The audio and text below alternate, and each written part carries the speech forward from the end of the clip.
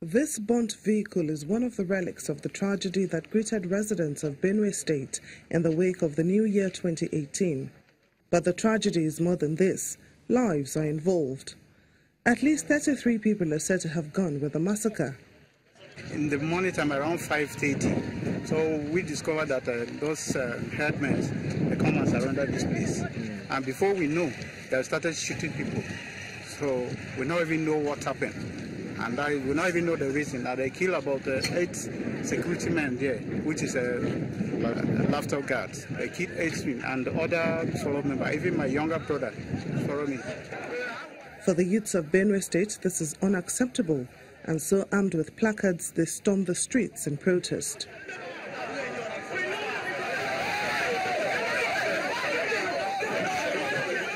The arrival of this vehicle carrying more bodies further heightens their emotion.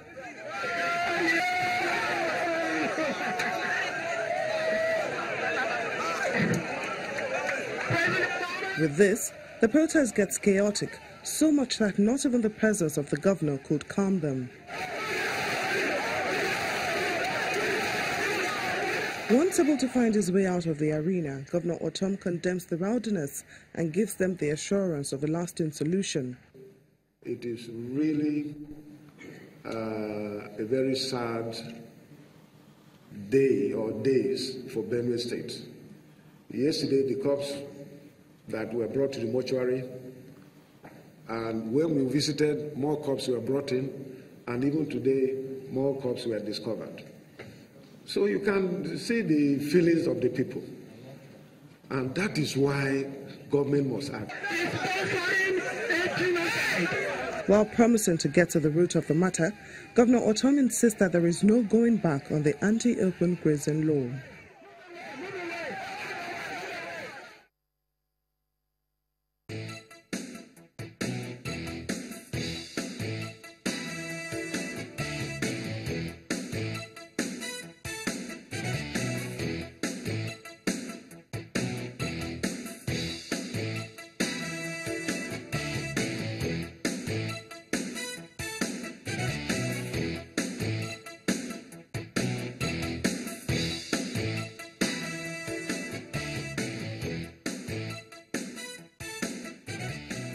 So we're keeping our focus on ending the farmers-herdsmen clash.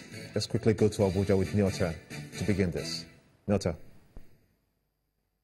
Thank you, Gimba. And we have in the studio the president of the National Union of Benue State Students, Ms. Vera Akasi. Thank you for joining us. You're welcome. Happy New Year. Happy New Year. So the students of Benue State came out, youth of Benue State came out to protest a couple of days ago. Now, many people will say they know why they came out to protest, but is that really the way to go? It's not really the way to approach the issue, but you got to a point, actually there are certain things that happen. If you are pushed to the wall, you are left with no option than to be violent.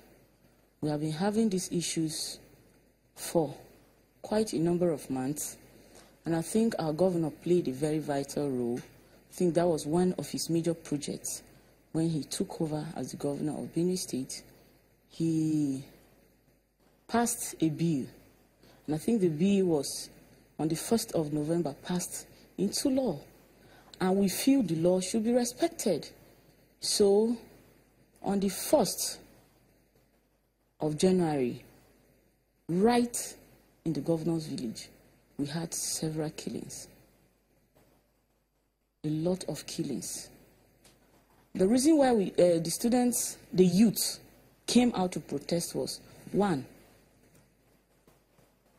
following the antecedents of a relationship we have with the Fulani people.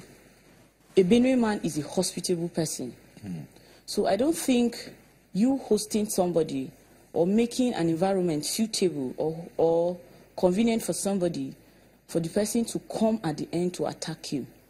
The essence of we hosting these people was not for them to come out to attack us.